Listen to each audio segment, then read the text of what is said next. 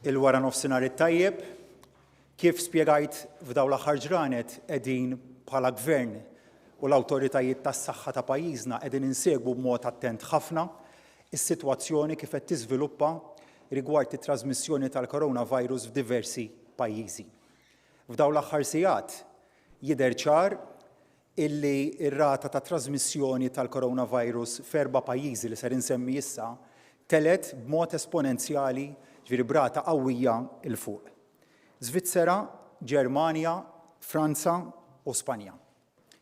Għaldaqstant, wara li ħadna l-pariri mediċi kollha, ittieħdet id-deċiżjoni illi b'effett minn nofs il-lejl tal-lum jitwaqqaf l-ivvjaġġar minn dawn l-erba' pajjiżi kemm bl-ajru kif ukoll bil-baħar. L-istess kif ħabbarna l-bieraħ dwar l-Italja ser ikun permess vjaġġar għal dak li huwa kummerċ, jiġifieri għat-trasport ta' merkanzija, mediċina u ikel. Min se jidħol minn dawn l-erba' pajjiżi llum kif ukoll min daħal mill-Italja f'dawn l-aħħar 14-il ġurnata ser ikun soġġett għal kwarantina. Mhux kwarantina volontarja, iżda kwarantina obbligatorja, kwarantina mandatorja. Se tkun kwarantina li min ma josservaħiex se jkun ukoll soġġett tal-multa. Multa ta' 1,000 euro, multa li se tiġi wkoll enforzata, kwarantina li se tiġi enforzata bi spot checks regolari li se ikunu qed isiru mill-pulizija tagħna. Dan ukoll jott għal min ġie kif għaddi kif semmejt għal min ġie mill-Italja f'dawn l-aħħar 14-il ġurnata. Jiġifieri min ġie mill-Italja f'dawn l-aħħar 14 days jekk ġej ġimgħa ilu fadallek tagħmel ġimgħa illi hija kwarantina mandatorja. Mhux se nittolleraw b'ebda mod li min suppost qed jagħmel il-kwarantina ma jagħmilix. Din tkun ir-responsabbiltà kbira tad-doveri li kull wieħed u waħda minnha min imur min isiefer lejn l-erja sindikati ikun qiegħed iġorr. Mhux se naċċettaw ir-responsabbilità. Dan huwa l-messaġġ ċar illi wieħed li qegħdin nibagħtu bħala gvern u jekk se naraw li jkun hemm episodji ta' responsabbilità se rid inkunu nżidu l-miżuri biex niżguraw li min huwa soġġett għall kwarantina joqgħod u josserva dik il-kwarantina. Nifhmu illi kwarantina ġġib magħha diffikultajiet u għalhekk ser inkunu qegħdin inniedu servizz biex min ġie mill-Italja f'dawn l-aħħar 14-il ġurnata kif ukoll dawk li se jkunu ġejjin illum mill-erba' pajjiżi l-oħra li għadni kif semmejt, ikunu qegħdin jingħataw dan is-servizz li jekk jiġu bżonn ta' prodotti ta' ikel u prodotti mediċinali ikollhom aċċess għal dan is-servizz li se nniedu il-helpline dwaru fi ftit ħin u nagħtu wkoll in-numru li jkunu jistgħu jċemplu jingħataw dan is-servizz li permezz tiegħu ikunu jistgħu jitwasslulhom ix-xirijiet lejn id-dar tagħhom u kif ukoll il-prodotti mediċinali. Bħall-Italja kif seħħ fil-każ tal-Italja, ir-residenti f'Malta li huma f'dawn l-erba' pajjiżi se jingħataw ukoll kull fakultà kull għajnuna biex ikunu jistgħu jiġu ripatrijati lejn pajjiżna, jiġifieri min mhux se jkun qed jirnexxielu jasal sal-lum se jkun qed jingħata iċ-ċans min huwa residenti f'Malta u nagħmel aċċenda min huwa residenti f'Malta biss illi jkun jista' jinġieb lejn pajjiżna. Nerġa' nappella biex dak is-safar illi mhuwiex meħtieġ m'għandux isir. Qed ngħid love you, però huwa messaġġ li nħoss li għandi nerġa' nwasslu b'ċertu forza min mhux meħtieġ illi jsifer. Ħlief każijiet ta' bżonn m'għandux isifer. Appell ieħor lill-anzjani tagħna. Jekk m'hemmx ħtieġa, jekk mhux fil-każ ta' ħtieġa, l-anzjani tagħna għandhom jibqgħu fid-djar tagħhom, fir-residenzi tagħhom. Nagħlaq billi nerġa' nappella għal kalma m'hemm ħtieġa ta' ebda paniku.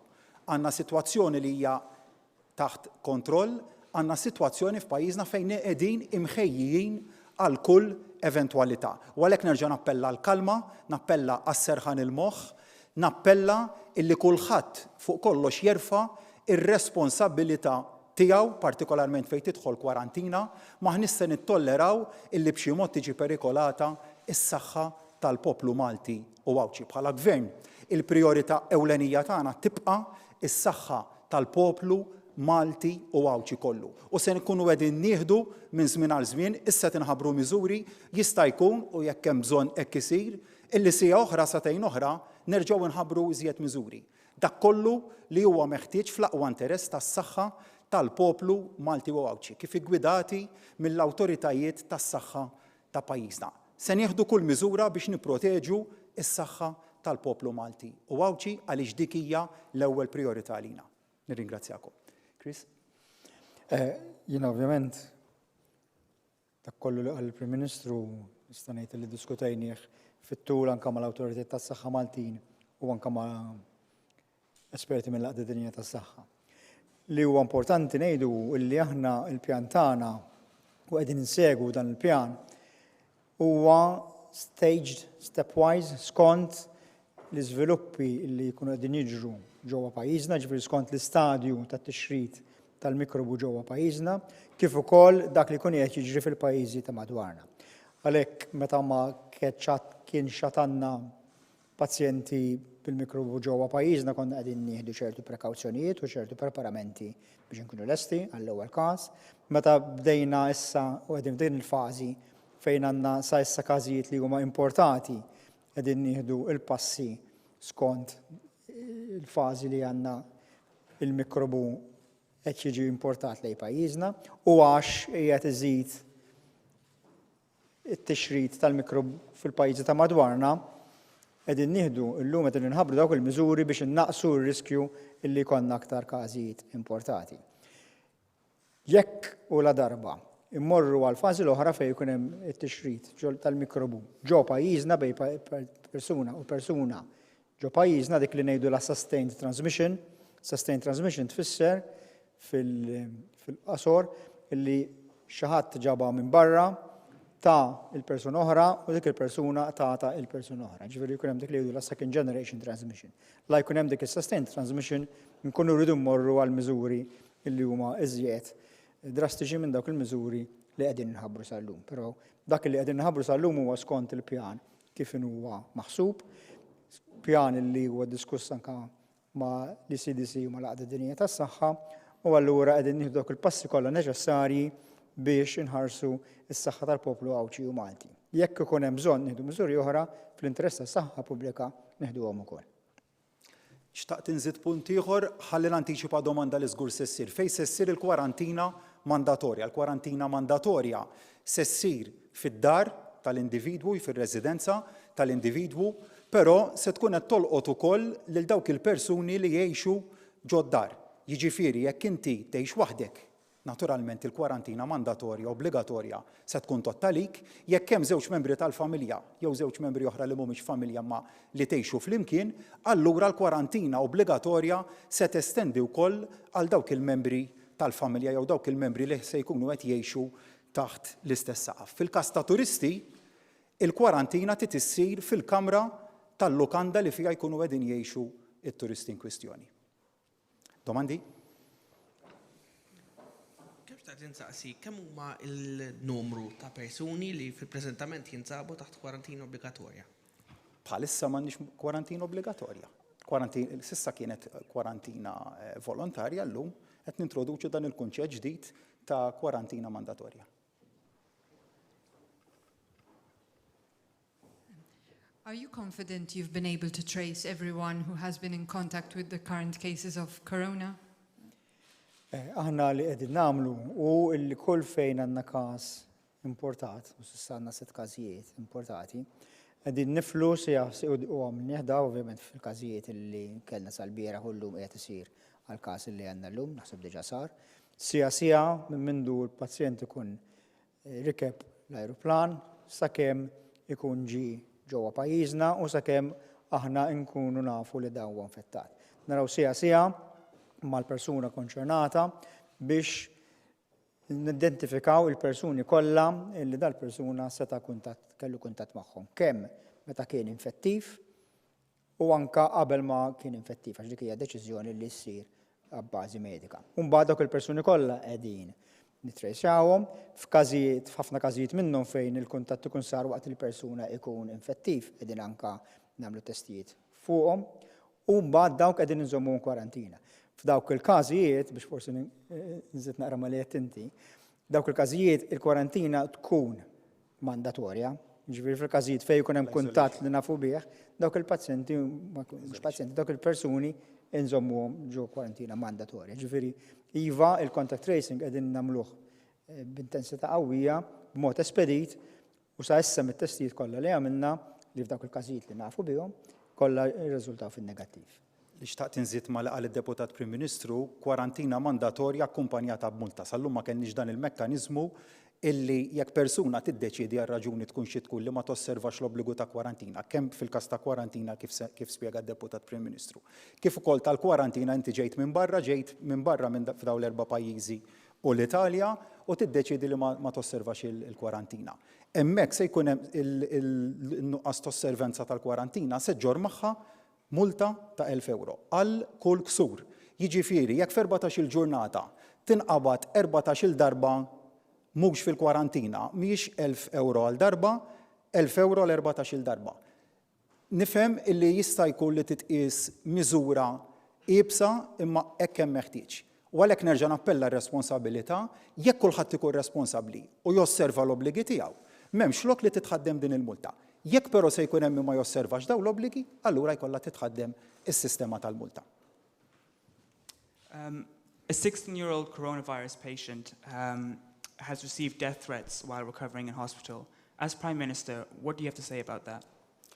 Jiena nikkundanna b'kull mod jekk kien hemm teddid bil-ħajja ta' din il-persuna. Jew kwalunkwe teddid ta' forma oħra, dan huma affarijiet li aħna bħala gvern maħniex lesti illi nittollerawhom jekk hemm lok illi jiġu investigati ukoll u għalhekk għamilt l-appell għal kalma. Nifhem is-sentiment tal-poplu Malti, nifhem l-emozzjonijiet tal-poplu Malti, nifhem illi jekk inti taf illi familjari tiegħek ġie minn barra ġie minn pajjiż u suppost kienet jagħmel ċertu obbligi u inti tieħu kollox b'mod leġġer u jisu xejn mhu xejn. Nifhem li jkun hemm ċerta rabja minn naħa tan-nies. Anke jiena kont diżappuntat sa ftit tas-sigħat ilu illi jisu l-affarijiet noħduhom jisu xejn mhu xejn. Jiena għamilt appell għal kalma, għamilt appell li ma jkunx hemm sens ta' paniku, però l-affarijiet qed noħodhom b'serjetà kbira flimkien mad-Deputat Prim Ministru, flimkien mal-bqija tat-tim tagħna, l-affarijiet noħduhom b'serjetà. U ma naħsibx li huwa aċċettabbli li noqogħdu mhux il-mument li nuru kemm aħna attitudni ta' xejn mhu xejn f'dan il-pajjiż. Dan huwa mument li nieħduh fil-kuntest tiegħu. Noħduh ma nagħmlux l-affarijiet b'mod sproporzjonat, imma rridu nkunu kawti, rridu nieħdu kull miżura u kull min jipprova jilgħab mas-saħħa tal-poplu Malti. Mhux se naċċettaw attitudnijiet simili. Fl-istess waqt, naħseb m'hemmx lok, mhux naħseb m'hemm żgur lok li jkun hemm teddid jew kliem li mhuwiex floku. We're also getting reports from healthcare professionals that people are stealing alcohol hand rub from today. What are you going to do to stop this?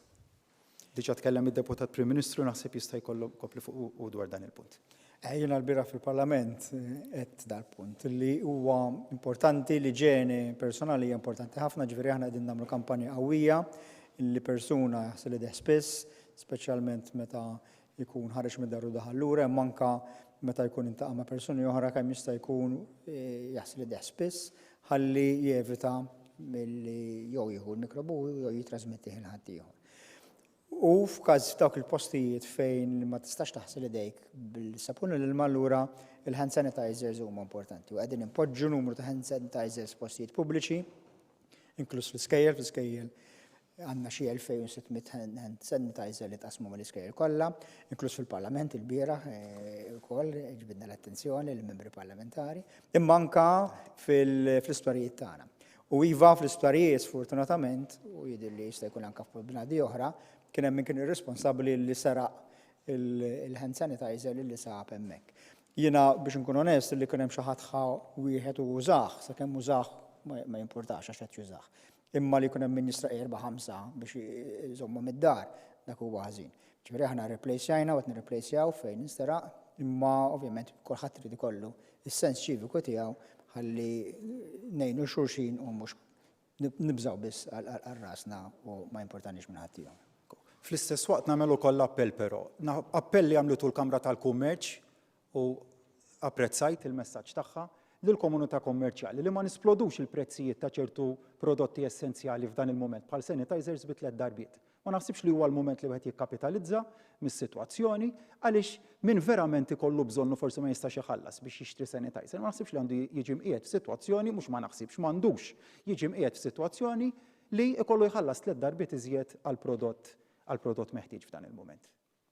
Għaliex issa obbligatorja meta il-mam qabel feġġew l-ewwel każijiet kienet tagħti il-parir li ssir obbligatorja mill-bidunet. U il għaliex min imur il-ħabbet jitħalla jmur id-dar sakemm jinħarġu riżultati tat-testijiet. Mela ħan nwiġġeb il-tieni biċċa din hija importanti. Mela aħna qegħdin ngħidu illi jekk ikun hemm persuna illi jkollu kuntatt mhux kuntatt li jkun ġie wieħed minn dawn il-pajjiżi fejn elenka l-Prim Ministru hemm it-tixrid tal-mikrobu u jkollu x'biża' illi għandu il-mikrobu m'għandux imur għand it-tabib tiegħu, m'għandux imur l-ispiżerija tar-raħal, m'għandux imur il-health center, m'għandux imur l-isptar, imma għandu jċempel in-numru 111. Dak in-numru huwa mmenjat minn tobba illi ħajtuk il-parir jekk għandek bżonn nagħmlulek swab jew le. F'każ li hemm bżonn nagħmlu swab hemm żewġ sistemi jew jekk it-tobba li jkunu qegħdin jieħdu l-koll jaħsbu li aħjar imorru d-dar tal-individwu, jekk ir-riskju jkun inqas allura dak l-individwu jista' imur ġo dan il-ħabba posta li għandna fil-viċinanzi ta' Ħalluqa, issirlu l-iswab hemmhekk u sakemm joħroġ ir-riżultat jerġa' jistenna d-dar fejn kien qabel ma ħareġ biex mara l-iswab. La darba ikonna riżultat, jekk ir-riżultat ikun pożittiv, allura l-pazjent jibqa' fejnu u noħorġu għalih aħna l-ambulanza u nieħduh fejn nieħduh aħna. Ġifieri s-sistema hija sistema maħsuba sew li hija l-inqas sistema li tagħti local rescue, hija sistema li hija effiċenti u tħallina nagħmlu numru ta' testijiet illi nlaħqu ma' kull min għandu xi suspetti u xi possibilità li jkun pożittiv ħalli ma nitilfux każijiet jew ma jkollniex każijiet li nindunaw bihom tard. U allura hija sistema li tidher li hija bbażata anke fuq modelli li ħadmu pajjiżi oħrajn u modelli li jidher li f'pajjiżi oħrajn qed jaħdmu aħna fil-klettiem li issa inna nagħmlu fil-jumejn għax dejn il-bira, l-affarijiet jidhru li sejrin tajjeb ħafna. Biex inżid punt ieħor ukoll, bħala pajjiż qed inkunu proattivi maħniex qed nistennew il-ħadd ieħor, forsi nistgħu niġu kritikati li qegħdin nagħmlu żejjed, qed inkunu rigorużi żejjed fil-miżuri li nieħdu.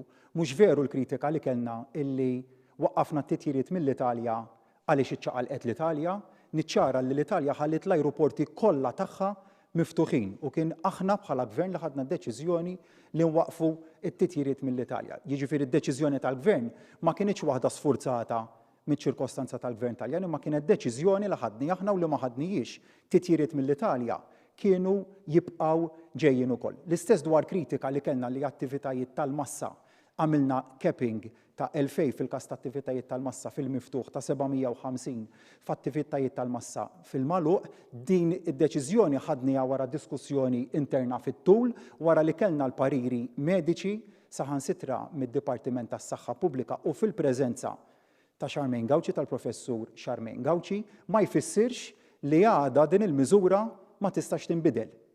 Għalhekk qed nitkellem, jista' jkun illum, anke llum, jekk aħna ningħataw parir biex inkunu aktar restrittivi, jiġifieri nagħmlu aktar miżuri biex inkomplu nipproteġu s-saħħa pubblika. Se nkunu ta' mill-ewwel li nisimgħu mill-pariri mediċi nkunu proattivi u nieħdu dawk id-deċiżjonijiet kollha illi jkunu meħtieġa.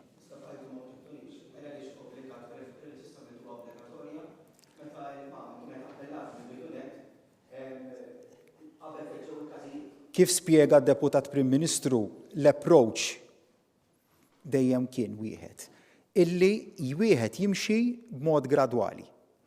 Issa, li qed ngħidu llum huwa introduċejna l-multa. Il-multa ta' 1000 euro. Għal kull min ikun qiegħed għal kull nuqqas li hemm ta' kwarantina se jkun hemm multa ta' 1000 euro li tiġi imposta. Konna proattivi, nista' nseraħlek rasek illi konna proattivi għaliex fil-mument li d-Dipartiment tas-Saħħa Pubblika għamel dik ir-rakkomandazzjoni imxejna magħha mill-ewwel. Mela allura konna proattivi. Insaba marfa li kien hemm ajruplan li wasal Malta mill-Ingilterra fejn kien hemm persuna ma tiflaħx fuqu.